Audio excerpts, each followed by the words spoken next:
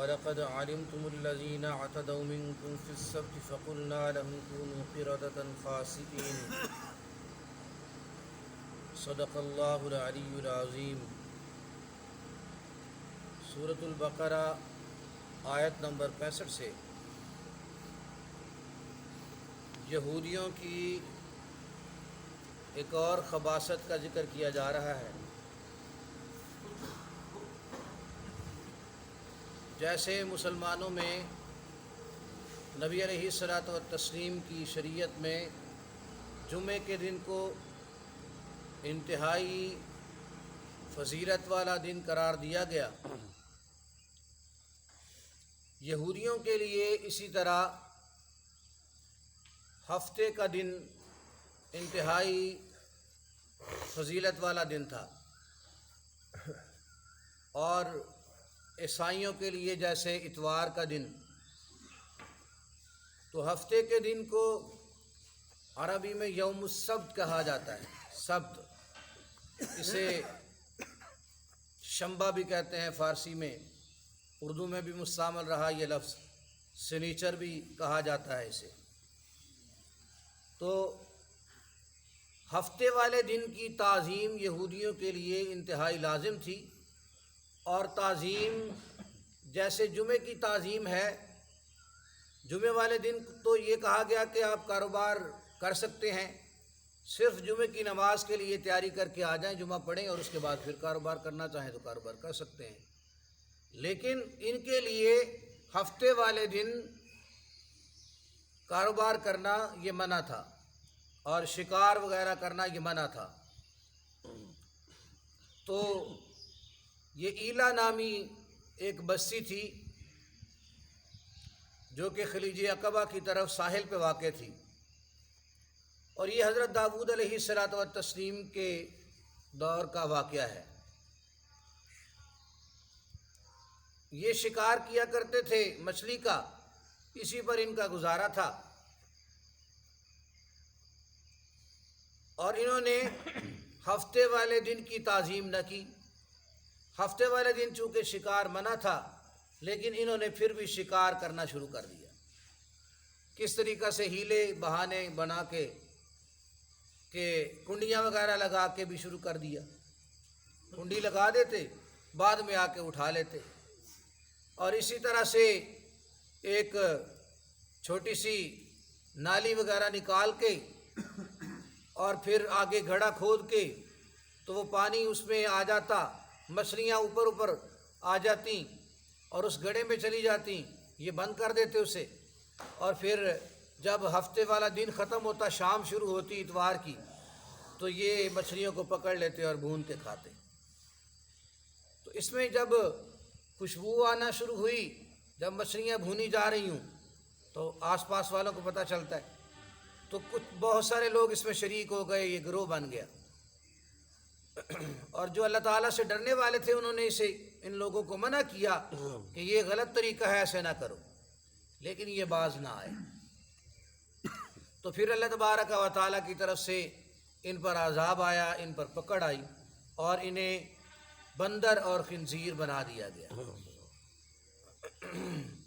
اور کچھ علماء نے یہ لکھا ہے کہ یہ مسخ حقیقی نہیں تھا، بلکہ سوری اور حقیقی نہیں تھا، بلکہ جو ہے یہ مانوی تھا۔ مطلب یہ کہ ان کے دل جو ہیں اور ان کی عادتیں وہ بندروں اور خنزیروں والی بنا دی گئی، لیکن جمہور کا اسی پہ اتفاق ہے کہ ان کو حقیقی طور پہ بندر بنا دیا گیا، حقیقی طور پہ انہیں خنزیر بنا دیا گیا۔ تو اسی کا ذکر ہے یہ آیت نمبر 65 سے، فرمایا وَلَقَدْ عَلِمْتُمُ الَّذِينَ اعْتَدَوْا مِنْكُمْ، اور تحقیق تم خوب جانتے ہو۔ تو یہ واقعہ ایسا تھا جو کہ مشہور تھا، یہودیوں میں چلا آ رہا تھا، بڑا مشہور واقعہ تھا ان میں۔ فرمایا تم جانتے ہو اچھی طرح سے کہ جن لوگوں نے زیادتی کی تم میں سے فی السبت، ہفتے والے دن کے اندر، فَقُلْنَا لَهُمْ، ہم نے انہیں کہا، كُونُوا قِرَدَةً خَاسِئِينَ، کہ بندر بن جاؤ ذلیل ہو کر، ذلیل ہو جاؤ، بندر بن جاؤ ذلیل ہو کر۔ فَجَعَلْنَاهَا نَكَالًا، تو ہم نے بنا دیا اسے سزا عبرت والی، لما بین یدیہا، پہلے والوں کے لیے، وما خلفہ پچھلوں کے لیے، وموعظۃ للمتقین اور نصیحت متقین کے لیے، اگلوں پچھلوں ہر کسی کے لیے جو بھی یہ واقعہ سنے گا اس کے لیے یہ عبرت بنے گا کہ جو اللہ تبارک و تعالیٰ کی نافرمانی اس حد تک کرتا ہے، ہٹ درمی ایسے کرتا ہے، تو فرمایا کہ پھر اللہ تبارک و تعالیٰ کا عذاب آ جاتا ہے، اللہ پاک پھر اسے پکڑتے ہیں۔ تو انہیں جب بنا دیا گیا، بندر اور خنزیر بنا دیا گیا،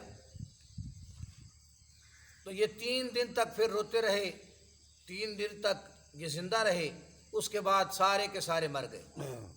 بعض لوگوں میں یہ مشہور ہے کہ یہ جو بندروں کی نسل ہے یہ انہی میں سے ہے، تو ایسے نہیں ہے۔ کسی بھی معذب قوم جس پر اللہ تبارک و تعالیٰ کا عذاب نازل ہو، اللہ تبارک و تعالیٰ اسے ختم کر دیتے ہیں، اس کی نسل آگے نہیں چلاتے۔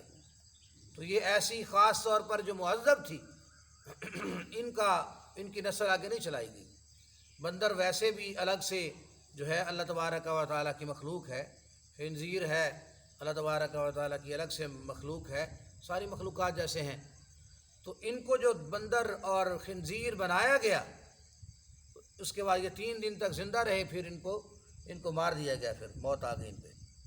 تو اللہ پاک نے فرمایا وَمَوْعِظَةً لِّلْمُتَّقِينَ، یہ اللہ تعالیٰ سے ڈرنے والوں کے لیے موعظت ہے، نصیحت ہے۔ تو اللہ تبارک و تعالیٰ سے ڈرنا چاہیے کہ اللہ پاک کا عذاب بڑا سخت ہے۔ ایک ہوتا ہے ہیلا، جسے جائز ہیلا اور شرعی ہیلا، جائز ہیلا کہا جاتا ہے، شریعت نے اس کی مثالیں بھی دی ہیں۔ اور ایک ہوتا ہے غلط ہیلا، مکاری اور فریبی، شیطان والا ہیلا۔ تو یہ وہ ہیلا انہوں نے کیا تھا جو کہ نرا فریب تھا، اور یہ ایسے کرنا جائز نہیں ہے۔ اللہ تبارک و تعالیٰ کے احکامات کو توڑنے کے لیے کوئی ہیلا جب کیا جاتا ہے تو پھر وہ جائز نہیں ہوتا۔ جیسے اس کی مثال ایسے ہے کہ شوہر اور بیوی یہ زکوٰۃ سے بچنے کے لیے اگر ہیلا کریں، بیوی کہے کہ سال ابھی پورا نہیں ہوا، میں یہ زیورات جو ہیں یہ آپ کو ہبہ کرتی ہوں، تو وہ شوہر کی ملکیت میں آ گئے۔ پھر سال پورا نہیں ہوا، کچھ دن شوہر کی ملکیت میں رہے، اس نے اس کے بعد بیوی کو پھر ہبہ کر دی، تو اب سال اس کا بھی پورا نہیں ہوا، سال اس کا بھی پورا نہیں ہوا، تو جب سال پورا نہیں ہوا تو زکوٰۃ نہیں آئے گی۔ تو یہ ہیلا ناجائز ہے، یہ جائز نہیں ہے، کیونکہ یہ اللہ تبارک و تعالیٰ کے احکامات کو توڑنے کے لیے کیا جا رہا ہے۔ اور ایک ہیلا ہے اللہ تبارک و تعالیٰ کے احکامات پر عمل کرنے کے لیے اور سہولت کے لیے، مخلوق کی آسانی کے لیے۔ جیسے ایوب علیہ الصلوۃ والتسلیم جب بیمار پڑے اور ان کی بی بی رحمت،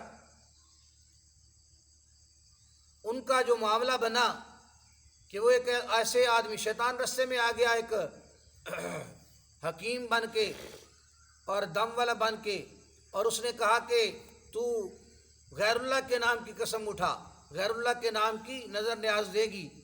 تو یہ تجویز اس نے سامنے جب رکھی، حضرت ایوب علیہ الصلوۃ والتسلیم کے سامنے جب آ کر انہوں نے بیان کی، تو حضرت ایوب علیہ الصلوۃ والتسلیم انتہائی غصے میں آ گئے اور یہ قسم اٹھائی کہ میں جب صحت مند ہو جاؤں گا انشاءاللہ تو تمہیں جو ہے نا وہ میں 100 ڈنڈے ماروں گا، 100 ضربے لگاؤں گا تمہیں۔ تو قسم اٹھائی، اب اللہ کے پیغمبر ہیں، قسم بھی اٹھائی۔ تو جب صحت مند ہو گئے اور ان کی بیوی انتہائی وفادار، اللہ تبارک و تعالیٰ نے پھر رحمت فرمائی۔ اللہ پاک نے فرمایا کہ آپ تیلیوں کا ایک مٹھا لے لیں، جیسے یہ جھاڑو ہوتا ہے، اس طرح ایک تیلیوں کا 100 تیلیوں کا ایک مٹھا لے لیں اور وہ ایک دفعہ آرام سے مار دیں، تو بس یہ قسم آپ کی پوری ہو گئی، قسم پوری ہو گئی، اور 100 ڈنڈیاں 100 سوٹیاں علیحدہ علیحدہ مارنے کی ضرورت نہیں ہے۔ تو یہ تو ہے ان کو تکلیف سے بچانے کے لیے، قسم بھی پوری ہو جائے اور اس اللہ کی بندی کو تکلیف سے بھی بچایا جائے، یہ اس لیے ہیلا کیا گیا۔ تو ہیلا جب کسی حکم کو توڑنے کے لیے کیا جاتا ہے تو ناجائز ہوتا ہے، اور حکم پہ عمل کرنے کے لیے، مخلوق کی آسانی کے لیے جب ہیلا کیا جاتا ہے تو وہ جائز ہوتا ہے۔ جیسے حضرت یوسف علیہ الصلوۃ والتسلیم کو اللہ تبارک و تعالیٰ نے خود ہیلا بتایا۔ جب بنیامین آیا ہے اور آپ کے بھائی سارے جب آئے اور اس کے بعد بنیامین کو کس طریقے سے اپنے پاس رکھا گیا، تو ہیلا تلاش کیا گیا نا، ویسے تو وہ نہیں رکھنے دیتے، ہیلا اس کا تلاش کیا گیا۔ تو کسی چیز کی اصلاح کے لیے، فائدے کے لیے جب کوئی کام کیا جاتا ہے تو شریعت اس وقت پھر کہتی ہے کہ یہاں پر ہیلا جائز ہے۔ تو گویا کہ ہیلے جو ہیں وہ جب کوئی ایسا ہیلا کرنے کی ضرورت پڑے تو علماء سے باقاعدہ طور پر پوچھ کر ہیلا کیا جائے کہ ہیلا جائز بھی ہے یا کہ جائز نہیں ہے۔ اس کے بعد فرمایا وَإِذْ قَالَ مُوسَىٰ لِقَوْمِهِ، اور وہ وقت یاد کرنے کے قابل ہے جب موسیٰ علیہ الصلوۃ والتسلیم نے اپنی قوم سے یہ کہا إِنَّ اللَّهَ يَأْمُرُكُمْ أَن تَذْبَحُوا بَقَرَةً، بے شک اللہ تبارک و تعالیٰ تمہیں حکم دیتا ہے کہ تم گائے ذبح کرو۔ یہ گائے کا جو واقعہ ہے یہی وہ واقعہ ہے گائے کا جس میں ذکر آیا، اور اسی کی وجہ سے یہ سورت کا نام سورۃ البقرہ رکھا گیا۔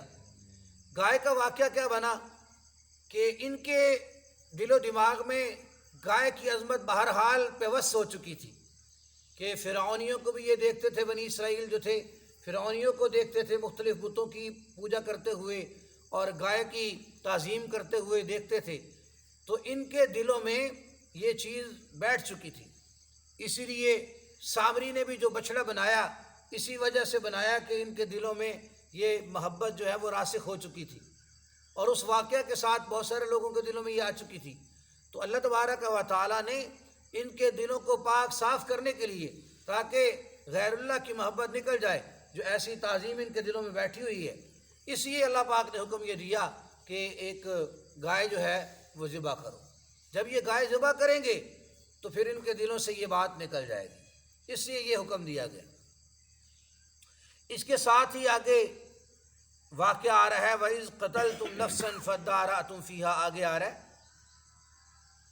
وہاں یہ ذکر ہو رہا ہے کہ ایک آدمی جو ہے اس کا قتل ہو گیا، اس کے اپنوں نے ہی اس کے جو چچا زاد وغیرہ تھے انہوں نے قتل کیا تھا، لیکن پتہ نہیں چل رہا تھا کہ قاتل کون ہے، پتہ نہیں چل رہا تھا، اور اس وجہ سے اللہ تبارک و تعالیٰ نے یہ حکم دیا۔ بعض مفسرین کرام نے جو لکھا ہے اس وجہ سے حکم دیا کہ گائے ذبح کرو، اور اس کو ذبح کر کے تو اس کا ایک حصہ ٹکڑا جو ہے گوشت کا وہ اس کے ساتھ مارو، اس کے ساتھ جب مارو گے تو یہ بول پڑے گا، اور اس سے پوچھو گے کہ تمہیں کس نے قتل کیا ہے تو یہ بتا دے گا کہ مجھے فلاں بندے نے قتل کیا ہے، میرا قاتل فلاں بندہ ہے۔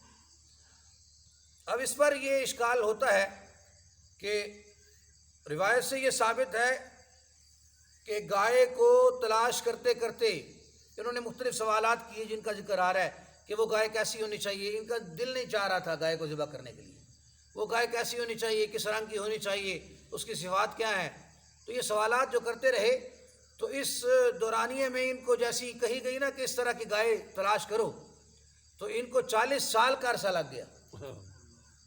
تو سوال یہ پیدا ہوتا ہے کہ وہ بندہ جو مر گیا تھا تو وہ مرا پڑا ہے ادھر اور 40 سال یہ گائے تلاش کرتے رہے ہیں، تو یہ کوئی جو ہے نا جوڑ نہیں بنتا، بات جو ہے نا بیٹھتی نہیں ہے۔ اس لیے مولانا حسین علی رحمۃ اللہ تعالی علیہ فرماتے ہیں کہ گائے کے ذبح کرنے کا واقعہ جو ہے وہ الگ ہے، اور جو شخص قتل ہو گیا اس کا واقعہ الگ ہے۔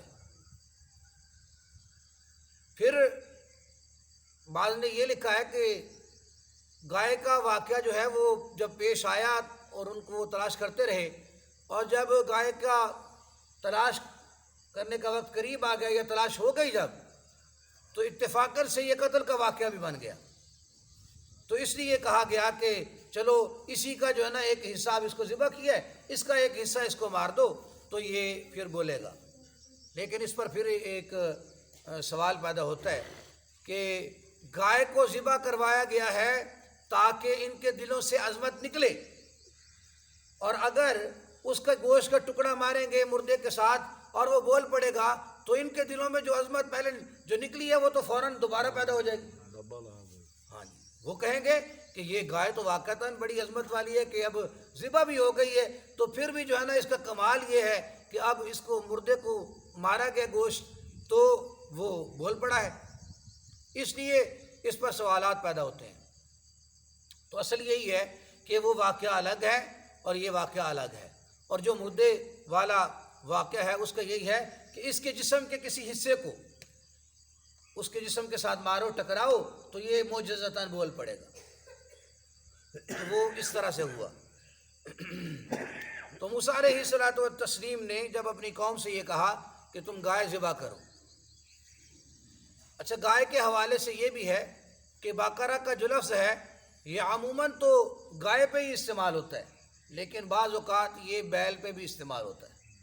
ویسے سور کہا جاتا ہے عربی میں بیل کو، لیکن بعض مفسرین نے اس کو بیل کے معنی میں لکھا ہے، بقرہ کو بیل کے معنی میں، کیونکہ یہ آگے جو صفات آ رہی ہیں وہ کچھ نہ کچھ جو ہے وہ بیل کی طرف اشارہ ہوتا ہے۔ اور یہ بھی ہو سکتا ہے کہ انہیں مطلقاً یہ کہا گیا ہو کہ گائے لے لو یا بیل لے لو، گائے ہو یا بیل ہو، کیونکہ دونوں صفات جو ہیں دونوں طرف اشارہ بنتا ہے۔ تو گائے ہو یا بیل ہو، کوئی ہو لو اور اسے ذبح کر دو۔ لیکن یہ سوالات پر سوالات کرتے گئے تو پھر یہ مشکل میں پڑ گئے۔ تو اس سے یہ بھی ثابت ہوتا ہے کہ خواہ مخواہ کے سوالات نہیں کرنے چاہیے۔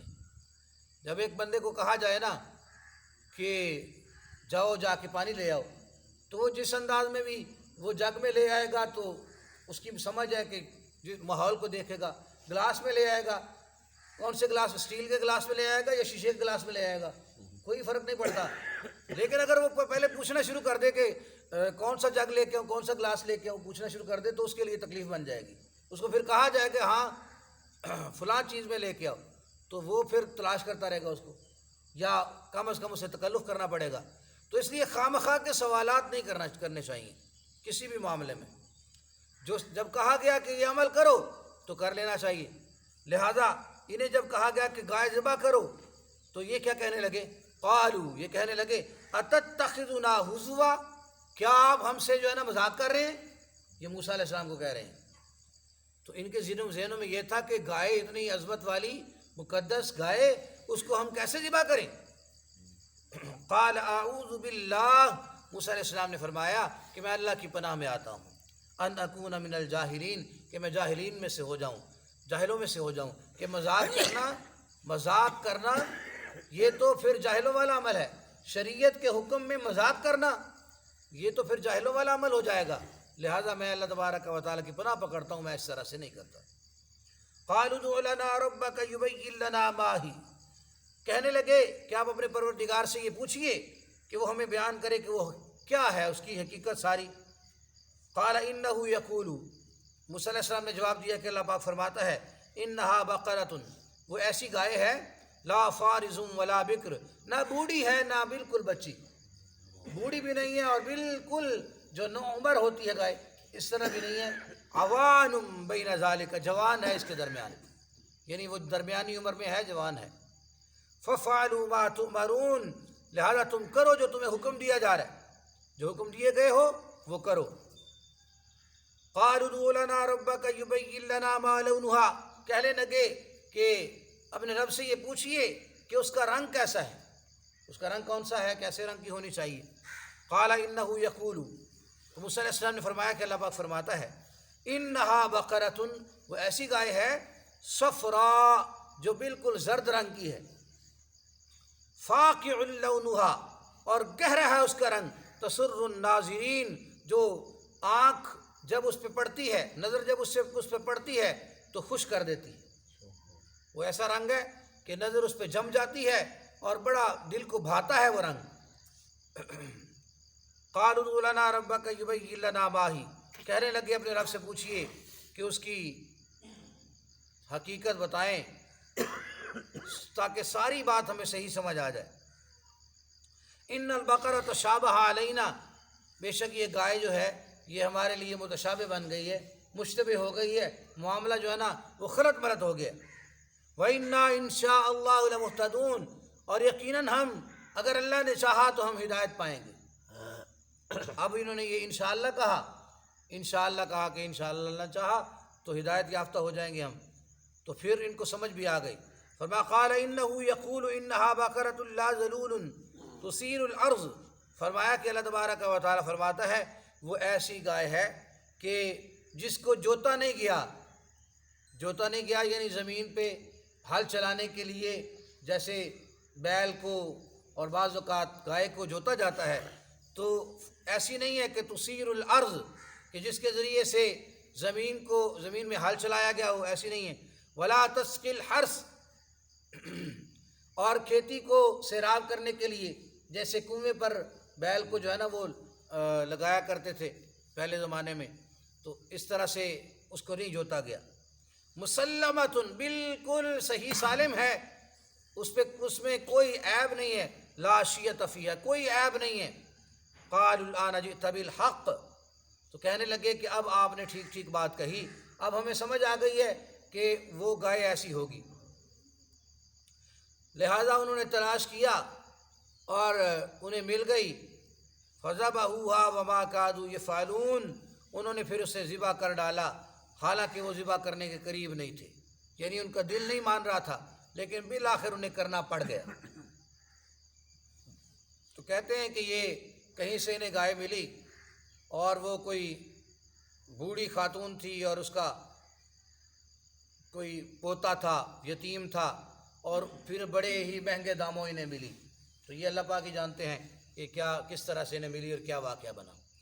تو گائے کا جو واقعہ ہے اس کا مقصد یہ تھا تاکہ ان کے دلوں میں سے اس کی عظمت جو ہے وہ نکل جائے۔ اور آگے ذکر آ رہا ہے پھر اس شخص کا کہ جو قتل ہو گیا اور پھر وہ بولا کہ فلاں بندے نے مجھے قتل کیا ہے۔ تو اللہ تبارک و تعالی ہمیں صحیح سمجھ نصیب فرمائے۔ وآخر دعوانا الحمدللہ۔